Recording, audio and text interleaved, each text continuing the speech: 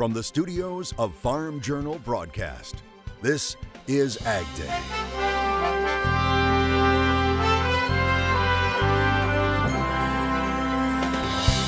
Coming up on AgDay, preserving history for generations to come, the incredible journey these seeds are about to make.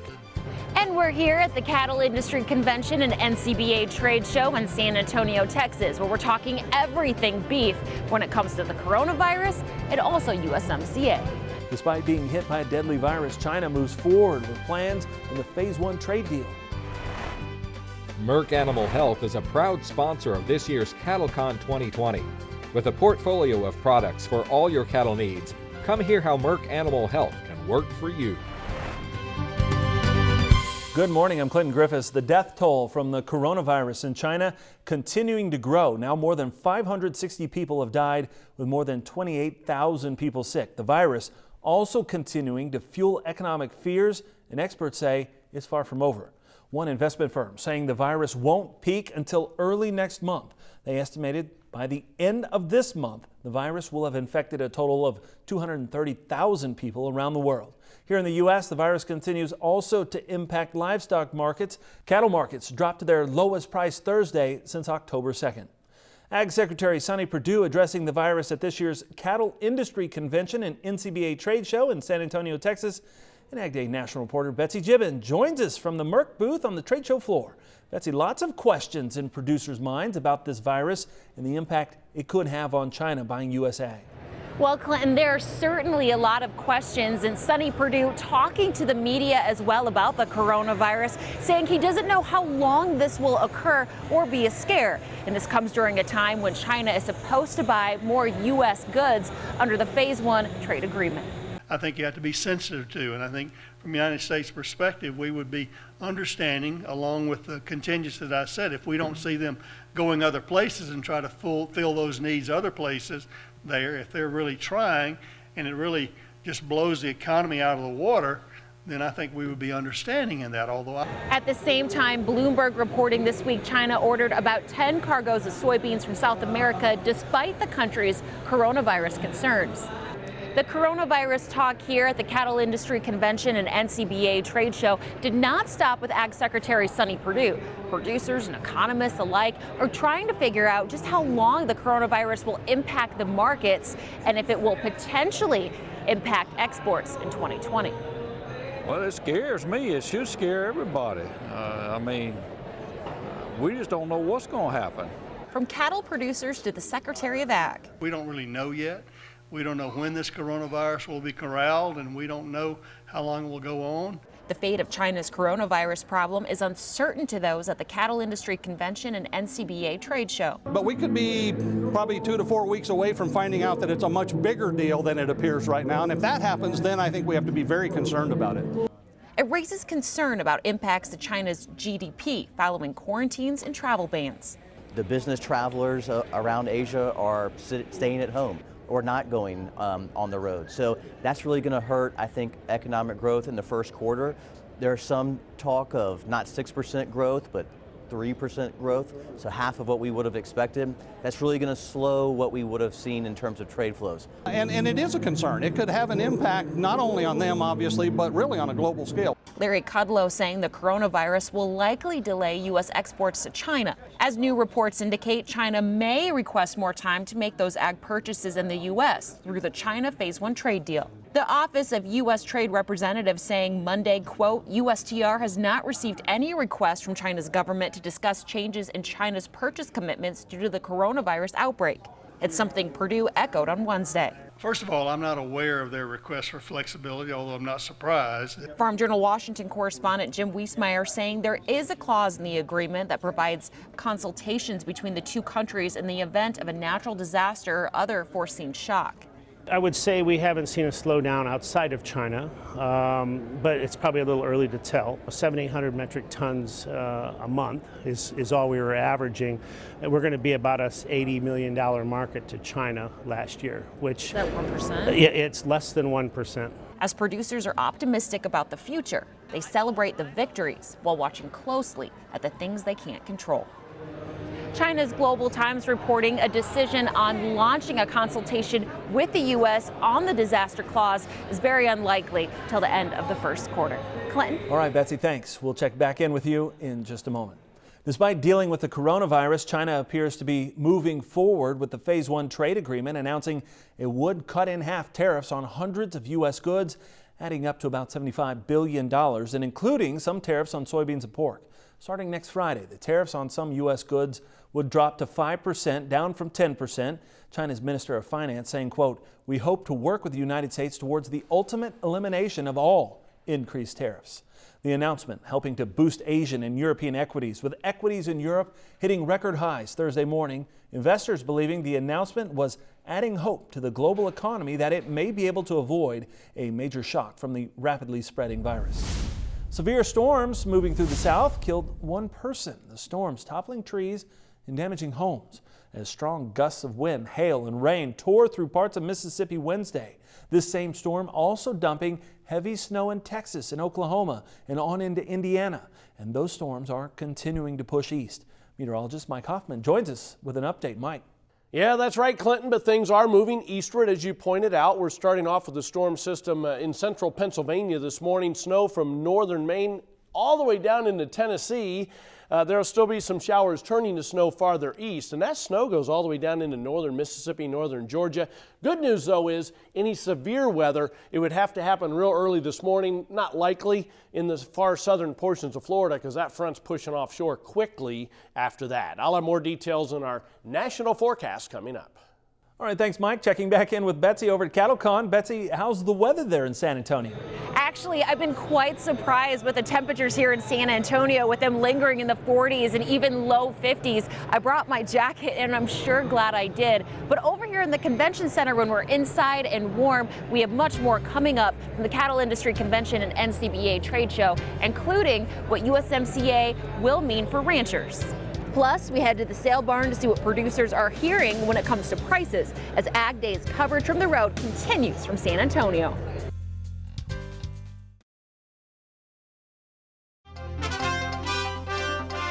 Soybeans and other commodities follow the lead of rebounds in global stock markets after China announced reducing tariffs on hundreds of products. The change only applies to the additional tariffs imposed by China back in September.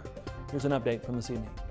We have seen a little bit of pressure seep into the market, specifically corn. And I'm wearing the duck tie today because corn has been the dead duck as of late. We've been kind of a stick in the mud, treading near the low end of the range here today. Another caution flag that we're looking at. Last week, we marked lower highs. This week, we also marked lower highs. We need to see prices get back out above 383 to 385. As far as the soybeans are concerned, things look pretty weak there as well. We've had a little bit of a relief rally, but these rallies have fell short into the close, and so we've left some tails, which is not necessarily a good sign. A consolidation higher might lead to a bear flag and a break lower. And wrapping things up with the lean hogs, pigs can fly, or at least they can bounce. 62.82 is the gap. There's a lot of technicals to repair that have been damaged deeply over the past week. So this is a good starting place, but we really want to see consecutive sessions of positive developments, not necessarily limit up, but at least start to repair some of the chart work and kind of shift the overall sentiment in this market before we feel really comfortable about getting aggressive on the long side. And I think that April contract probably deserves to be around 70, give or take. But the market can remain irrational longer than you can remain solvent. We're here now with Daryl Peel, who's the Extension Livestock Marketing Specialist at Oklahoma State University. And one thing about you is that with the original NAFTA, you helped write the verbiage of that as well. And now we're in USMCA. How has it changed, and how has the scope of trade changed over the years? Well, I think NAFTA from its beginnings was, a big new step for the U.S. generally, and certainly for the beef markets. And so we've seen a lot of growth in those markets over time. In the case of the beef industry, we've imported cattle from Mexico for a long time. With NAFTA, we began to export a lot of beef to Mexico, and in more recent years, we also now import beef as well as cattle from Mexico. So we've seen a lot of evolution in that market over time. The USMCA now sort of reaffirms those basic principles, didn't change things a great deal as far as beef markets. It made some changes in a few other markets a little bit, but I think it's more just a continuation of the certainly the philosophy that came out of the original NAFTA. With China, with where we are now with phase one, do you see something similar happen, or is that comparing apples to oranges? Since this trade with Mexico originally was very small as well.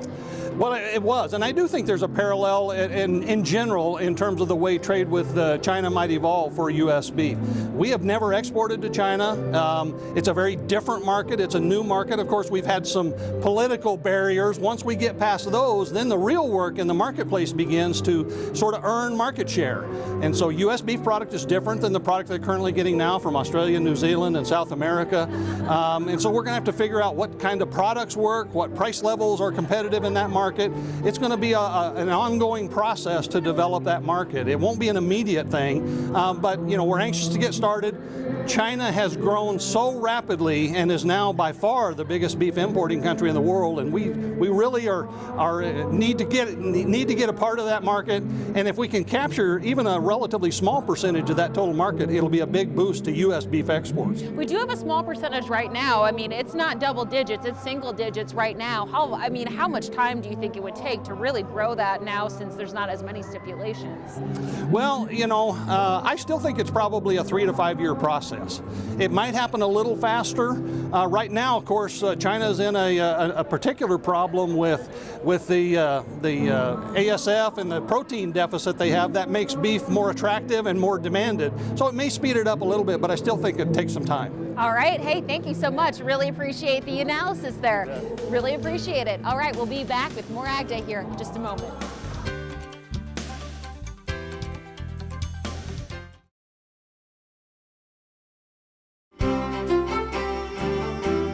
NOAA's reporting this past January ranked the 5th warmest on record for the contiguous United States. Drought monitor, though, not showing tons of drought out there yet. No, really not. We've been having these storms. Really, anytime you have a milder winter, you have a lot more moisture available, so that kind of makes sense. As you can see, things really haven't changed a whole lot, although the area of dryness in Texas seems to have shifted farther southeast over the past 2 to 3 months. Going back 1 month, you can see how there were already dry areas, though. Many parts of central, eastern, and south Texas, Four Corner region as well. Going through the last 4 weeks, not a lot of change. We just see little changes here and there as we head through time. We've, like I said, continued to get these storm systems coming through that have really cut down on any areas of drought across the lower 48. Here's the storm system this morning. We showed you this earlier in the show, but this is the wider view. Snow on the north and west side of this, all the way down into parts of northern Mississippi, northern Georgia. Cold front all the way into South Florida. That is quickly moving offshore, which should keep any severe weather to a minimum today, because typically severe weather is more likely in the afternoon, and that front's long gone by then, even through Miami. You can see scattered snow showers, though, across the middle of the country, parts of the Appalachians. Weak system diving across Missouri with a little bit of snow there. Not much from that system. Next one coming into the Pacific Northwest will be putting down rain along the coast and snow mostly inland, especially in the higher elevations, obviously. As we look at things then, precipitation estimate over the past 24 hours, lots of it in the southeast. Some of that was severe weather. Adding in the next 36 hours, we're going to add a fair amount off to the northeast because mainly snow in those areas. And the moisture continues for the northern and central Rockies, Pacific Northwest. Again, a lot of that's in the form of snow. Adding in the next 36 hours for that. We'll add some more snow, obviously, in places in the northeast. Otherwise, it's real light stuff coming across the plain states. Temperatures today only in the teens and 20s far north, 60s along the Gulf Coast as we head through the afternoon. Tomorrow morning, then, a few spots below zero in the far north. And you can see kind of more of the same during the day tomorrow. These are kind of typically cold temperatures for this time of the year because of the trough in the east. We see another trough kind of diving in, then watch what happens. A big piece of Arctic air may come into the northern Great Lakes as we head through the middle of next week. That wasn't showing on the model a couple of days ago, so we'll have to kind of watch that one as we head through time. That's a look across the country. Now let's take a look at some local forecasts. First of all, Cedar City, Utah today, lots of sunshine and nice, high around 50. Taking a look at Madison, Wisconsin, mostly cloudy, rather cold, high around 31. And finally, Blytheville, Virginia, morning snow shower possible, then partly sunny, high 39. Coming up, we've heard from industry leaders when it comes to cattle prices, but what's the reality at the sale barn? We head back to San Antonio and AgDay's Betsy Gibbon for the answer next.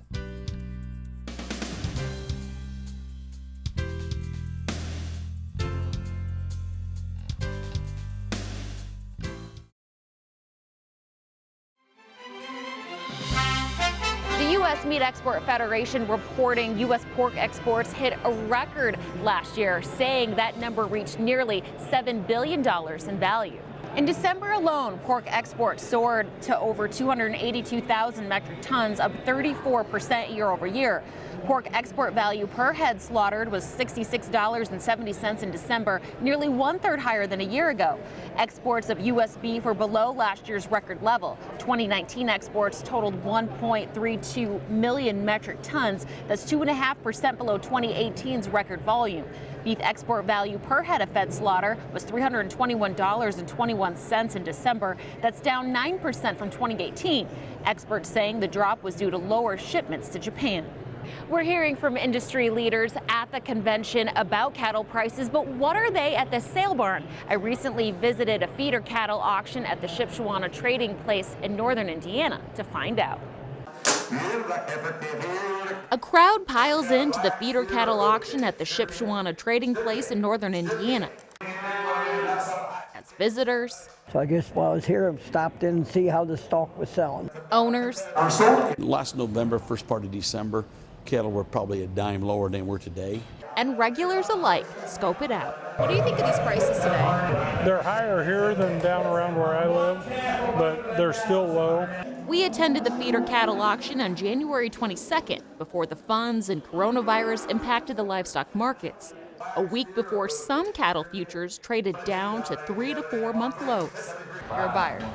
I haven't bought yet. The people I buy for haven't gotten back to me. These are admittedly some of the cheapest cows that I've seen this year. Folks at the auction wondering why prices are not as high as they expected that day. I'd be afraid to speculate what's going on. I don't know. And you were saying it's cheaper here than out west? Yeah, by looking at internet sales and papers and stuff like that, the cows are quite a bit higher out west. We looked online ourselves and compared feeder cattle prices at auctions in Oklahoma, South Dakota, and back in Shipshewana the week of January 19th.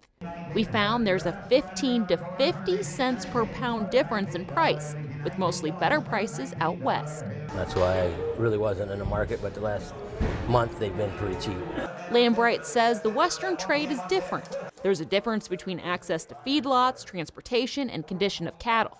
If you took these cattle from here and took them out there, they wouldn't bring what those cattle bring because the condition is different. A lot of people don't understand that, but flesh on cattle has a lot to do with it. Producers at the barn say there's a hay shortage in the area due to a wet 2019, and that may be a reason why. I was paying about $5 and I'm getting some for $6, but there's guys selling small squares for like $10, $12 a bale right now. We have the Amish people that use a lot of hay in this deal that work in the factories, so they got to feed their horses. But yeah, the hay's short this year, and hay's higher, quite a bit higher this year than it has been. Whether these folks are regulars or visitors, they plan to come again, as always, in hopes to make money or get a good deal. All right, thanks, Betsy, and we'll have more coverage from this year's Cattle Industry Convention and NCBA Trade Show Monday on AgDay. And still ahead today, saving seeds in one of the most remote places on Earth, all in an effort to preserve history. The incredible journey these seeds are about to make. Next. Merck Animal Health is a proud sponsor of this year's CattleCon 2020. With a portfolio of products for all your cattle needs, come hear how Merck Animal Health can work for you.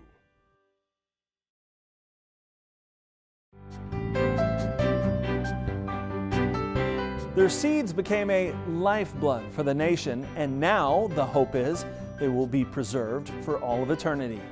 The Cherokee Nation is about to become the first tribe in the U.S. to deposit its traditional heirloom seeds in the Svalbard Global Seed Vault. Now, the vault is housed deep inside a mountain on a remote island in Norway. It holds nearly 1 million packs of seeds from all over the world. It was created to preserve seed and crop diversity in case of agricultural hardship or a global catastrophe.